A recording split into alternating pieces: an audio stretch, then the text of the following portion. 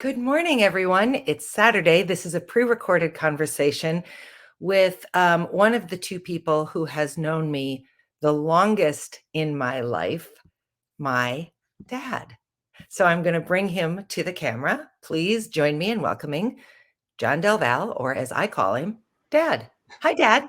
Hi, Dana. How are you? I'm great. How are you? Good. Did you have a good Thanksgiving? We did. We ate way too much, but Oh, I yeah. guess that's sort of the point of the day. How about you? Oh, yeah. It was good. We ate too much too. Say, Yeah. I don't particularly like that mustache that you have in that intro. No, you're a 1973 mustache. Yeah. Well, it was Yeah. perfectly in keeping. You could have stepped in and been any number of the Beatles at the time, which I Yeah, think was kind of sure. a That's right. Yeah. Well, I'm glad I don't have it now. no, it would be funny to see it on you now. But when you shaved that mustache off, gosh, I was probably, I don't know, 20. I'd never seen you really without one. I Yeah. remember No, being no, that's shocked true. by Yeah, that. that's true. Yeah. I Yeah. don't know. I just got tired of it, or I just thought, no, it's time to shave it off. So Yeah. before we start, I gotta say that uh, I'm really anxious to do this, but I'm a little bit out of my comfort zone. I'm not the deepest thinker in the world, and but I'm really looking forward to doing this. So I was Well, glad that you invited me to do it. I'm really glad that you said yes. And I don't know if it'll make you feel better or not, but there are two people of the 50 conversations I'm having, both of whom said to me, I don't know, I'm kind of anxious about this. And that would be both of my parents. Oh, So okay, you're all in right. good company. That makes me feel better. Yeah. Okay, so I have some same questions for you, Dad, but I have a few different questions for you as well, since you Okay. and I have a very different relationship from almost everybody else I'm talking to. Sure. So my first question for you is, I'm really curious to know, what were you thinking as a young 23-year-old this Thanksgiving in 1972, about 5 weeks away from what was going to be this enormous change in your life, which was the birth of this baby that was coming. So what did that Thanksgiving feel like to you that you can remember? Gosh, it was 50 years ago. And that's hard to believe to begin with. But when I found out that your mom was pregnant, I think that was like, obviously months back before. But I never got worried. I never thought, oh my gosh, what am I going to do now? And I was happy. I couldn't wait for you to come. And I know when we went into the hospital for you to come, the doctor said to me, well, are you looking for a boy or a girl? And I said, well, I'd really like to have a daughter first. Oh, So that was great. He came out and he said, well, you got your daughter. So I was really pleased about that. boy, So, I've never heard that. I didn't know that. oh, yeah. And your mom or I, we were never got depressed or anything. We just thought, well, okay, well, that's probably nothing that neither one of us wanted at the time, but once it happened, we thought, oh, great, we'll do the best we can with it. And it worked out great. Well, I'm here to tell you, you did way more than the best you can, both of you. I have such incredibly fond memories of being little, the three of us, you and me, playing in my playroom, playing games, playing with all kinds of things. I credit some of my love of tea parties to you, a lot of my creativity to you. So, and more importantly, people need to understand this, because both of my parents are very calm, level, even people, which would make everyone wonder where in the world I came from. But my all-time most favorite moment of my entire life with you, Dad, which I don't think is probably your favorite moment, but you were a head basketball coach for years and years and years, and you were a calm coach even. I would be in the stands losing my mind. You would just calmly get those boys back on track. But one time a ref made a bad call, and you had a whiteboard in your hand and you threw it to the ground and you got up and you walked out into the court Did I really? Oh, and you God. got a technical. And I Yeah. remember thinking, okay, I get it. This is where I'm from. I'd never seen anybody in my life be feisty like I want to be feisty all day, every day. It just confirmed for me that I actually am a Del Val. And I mean, besides the eyebrows and the teeth and a lot of the pieces that physically look like you, it made me think, okay, these are my people. I belong here. So that was good. Well, the only thing that ever really got me aggravated was coaching. And I'm not really sure why. I mean, I was a huge Bobby Knight fan when I was coaching, and Yeah. I always enjoyed the way he got the best out of his kids. Yeah. But I didn't particularly care for the way that he did it. No. So and sometimes I think I tried to emulate him a little bit, so I would get more aggravated than I needed to be. And sometimes I did things that weren't really me. And I think it might have turned some of my kids off at times, but I mean, that's just what I did when I was back there at that age. Well, I think the truest example of what a incredibly positive impact you had is when you got fired, and the hundreds of players who showed up from your long history of coaching to step in and show support. You got to have what most people only have after they die. You got to sort of be a part of a memorial to how you'd made a difference in people's lives, which I just think is an extraordinary thing, because it doesn't matter that you had one disgruntled parent who got to one athletic, whatever they're called at your school. You had generations of young men who said, boy, this guy made a difference in my life. And I would say that the same things that made a difference for them were the things that made a difference for me. I always say you gave me 2 unbelievable pieces of advice. I mean, more, but these are the 2 that I talk about a lot. One, I was about 4 years old and we were playing Candyland, and I set it up. So you got a red, which I think is the first square. Okay. And I got the ice cream Neapolitan thing at the top. And so you pulled your red card and I pulled my card, and I went, oh, and I moved up the board, and you said to me, did you cheat? And I said, what do you mean? And you said, did you put that card there? And I said, yeah. And you said, Dana, nobody wants to be friends with a cheater. And you took it so seriously. You didn't yell at me. You just said, you won't have any friends. You can't cheat. You have to let the game play the way the game plays. And the sad or fine caveat to the story is I really didn't cheat again until I was about 12 years old. And then it was in a science class. And I kind of felt like I had to, because I was struggling in class. Okay. Well, now I know where your son Quinn got his cheating from. Yes. We used to play games together too. And he used to drive me crazy because he would cheat. And I'd say, Quinn, I'm not going to play with you if you're going to keep cheating all the time. And he said, I didn't cheat. But anyway. Well, I definitely did. And that was an important lesson. And the second important lesson you taught me was when I was pregnant. So I was the same age that you were when I had Quinn, when you had me. And I said to you, probably at Thanksgiving or Christmas, the year before he was born, I said, Dad, I'm not ready for this. I don't have a spouse. I have this theater degree. I don't have a good job. I don't have any money. I don't have anything. And you said to me, Dana, you'll never be ready to have a baby. Yeah. A baby comes and they just fit into your life. And then you wonder how you ever went about without them, but you'll never be ready. And it was such true advice. On paper, I wasn't at all ready to have a baby. On paper, you and Mother were not at all ready to have a baby, but it all worked out. Yeah, it does. So, I mean, what a gift. And that happens a lot. You talk to people and they say, well, we don't want to have a baby now. This is not the right time. Yeah. Even now I say to people, well, it's never the right time. I mean, if you're going to sit and think, okay, well, now it's time to have a baby. I mean, if you get a child and you love the child, he or she'll fit in right instantly. Yeah. Yeah. You were not wrong. And I tell both of those pieces of advice a lot, because they just have been really important to me and have been kind of guiding stars. And really, I joke about cheating in 6th grade science. Right. But even when I did it, I knew I shouldn't be doing it because of the Candyland story.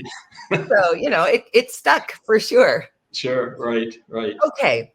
So the next question for you, Dad, is what would you tell your younger self? Maybe your 23-year-old self, or maybe somebody else along the way around all that uncertainty. What are the things that you learned now that now that you could go back and tell yourself?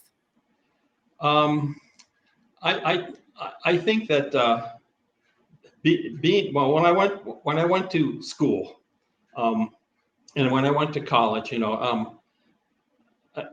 I at the time when before you were born, of course, I didn't have a degree. I had a degree, but I didn't have a teaching job to go to. So. One nice thing about in my situation, I was young, when you were born, and I knew I'd have to do some hard work and so forth. but I was young, so I had a chance to see all you guys grow up, and then my grandkids too, all of them growing up, and I'm 73 now, but that's, I mean, sometimes I feel pretty old, but that's really not that That's old. young. So I mean, we started out with young, you know, everything being young and so forth, but it worked out really good, you know. So Yeah. I think that's hard to remember when you are young and you feel like you got to grab at every opportunity and you have to say yes to all the things, is that the way life plays out is almost always going to be okay. Right. Yeah, it will be. You know, and I think too, you know, kids need to set goals. When I was in college, I mean, I always knew I wanted to coach, and I always knew I wanted to. Well, I figured I was going to have to be a physical education teacher because I grew up on the East Coast, and all my coaches were physical education teachers. So of course, I went to college with that notion. And when I graduated with a physical education degree, I couldn't find a job in North Dakota because in North Dakota you had to teach a class. I Oh, had to go back to school. well, I But didn't know that's why you went back to school. oh yeah, because I couldn't get a teaching job. Oh, I didn't You know, know so that. I thought, well, let me go back and teach a class that I really liked in high school, which was biology. So I went back there and I took all science classes. That's all I took for a whole year. It wasn't a lot of fun, but that got me a degree. And then, of course, then my teaching jobs followed. Um, but you know, you got to teach kids to work hard. You know, that's something that I think that we need to teach the kids to do. And you got to be a good person. You know, try to be a good person. And I try to do that. And you know, being a teacher, you want to set good examples to kids. And you know, you were talking a little while ago about the basketball players that supported me when I got fired. You know, it's amazing. You teach forever, and every once in a while, somebody will come up to you and say, you know, I really enjoyed your class. Well, it makes up for all those years when nobody said anything. You know, so it's a great profession. I'm glad I did it, and I wouldn't have done anything else. Well, you know, it's funny because I hear all the time from people when they find out you're my dad. Oh my gosh, biology was my favorite class in high school. He was an incredible teacher. I hear it all the time. It's really interesting. And I know Maz loves to tell you this, but even Maz occasionally will have had someone in his beginning of his career as you were wrapping yours up who'd had Mr. Del Valle in science, and that's why they were at MSUM studying science. So there's no question you made a difference. And, Well, you know, in and out of the classroom and in and out of our household. well, there were some that probably felt the other way too. Well, but, that's all right. But that's okay for everybody. Yeah, that's okay. That's right. That's right. Okay. What are 1 to 2 things that you learned in the first 50 years of your life that have served you well beyond 50? I think the biggest thing, be yourself. You know, you can't try to be who you're not. And like I said, you know, when I was coaching, I didn't always be myself. I kind of didn't do that, and I think it probably cost me a little bit. But you got to be yourself. You know, you have to be an honest person. You have to be a good listener. I think that's really important. I learned earlier, but I'm still not as good as I'd like to be. My mind still wanders every once in a while when I'm talking to somebody, but I try to be a good listener because that's so important. You know, instead of thinking about what you're going to say next, listen to what the person has to say. And I learned that early on too, but I still need to work on that. Got to be reliable. You know, you be punctual. I learned all that stuff early on, and you know, I saw something on TV not too long ago. They interviewed a bunch of young kids. And I suppose that would be the Z generation. Is that where we're at now? Yeah. And they interviewed these kids, and they asked them about work. And after the survey was done, they tallied everything up. 80% of those kids said that as far as their job is concerned, they're going to do as little as they possibly can, and they're going to be satisfied with that. And I'm thinking, how can you be that way? How can you be successful in any job that you take on if all you're going to do is the least amount of work? Yeah. You know, so I mean, that's something that that bothers me about some of the people in this generation. Yeah. You know, life has changed a lot since when, you know, of course, my parents said the same thing about my generation too, I'm sure. So I think that is true. I mean, it is. amazing how you can be the young generation and be so put out by the way you're perceived Yeah. and think, I'm never going to do this. And Right. then suddenly you find yourself 2 or 3 generations down the path and you think, what's the matter with these kids? I know it. It's I know it. really Yeah. weird. I know. Yeah. That's true. Yeah. But Well, I think you're right. I mean, one thing I feel like I really learned from you is just do your work, have integrity about it, show up, yeah. put your time and your energy and your effort in, Right. and be proud of what you're doing. You might Right. not love every minute of it, but be Right. proud of the work that you put into it. Right. Right. And who loves their job all the time? You know, Yeah. I mean, I don't, even professional athletes, there's got to be times when they say, "Oh, well, man, this is tiring." But I would um, think so. yeah. Yeah. But Yeah. hard work, there's no substitution for hard work. None No, there isn't. whatsoever for Both me. what you get from giving and what you get from That's right. doing. Yeah, that's Yeah. right. Yeah, Yeah. it'll benefit you in the long run for sure. Yeah, absolutely. Okay, this is my last question for you, and I think I didn't send it to you, so you can pass if you don't want to answer it. Okay. What have been some of the most joyful parts of being 50 and older? Well, I kind of touched on it a little bit. One, and, I was young enough when my kids were born. I had a chance to see them all grow up, and I'm proud of all of them. My grandkids, of course, Quinn is 25, I suppose, somewhere in that area. He'll be 27 27. in 6 Okay, weeks, Dad. all right. Okay, so that kind of dates me, I guess. But I could see them. I could see them grow up, and Yeah.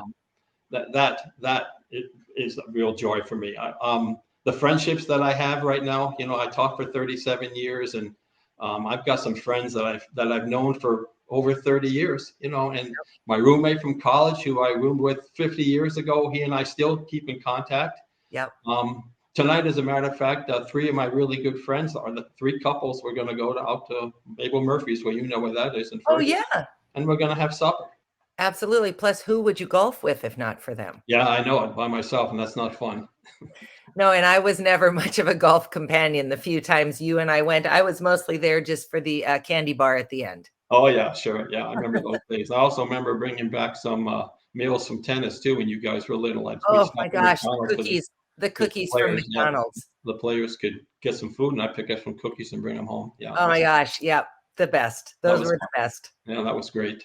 Great. Well, Dad, I really appreciate you joining me. I knew I was asking you to step kind of outside of what you were comfortable doing, but I really did not want to have this long series of conversations without talking to the 2 people who are really the reason I am who I am, the way I look, the way I look, the way I am, do the things I do, the passions I've gotten to pursue because you both encouraged them in me, the life lessons, the opportunities, all of that. So thanks so much well, I guess in your case, thanks for saying yes when you found yourself in a boat that you couldn't have been expecting at 23. Thanks for saying yes. Oh no, I thanks for the invite too, Dana. I really appreciate doing this, and your mom and I were so proud of you and what you've accomplished, and the young lady you've turned out to be. Young lady, I said there.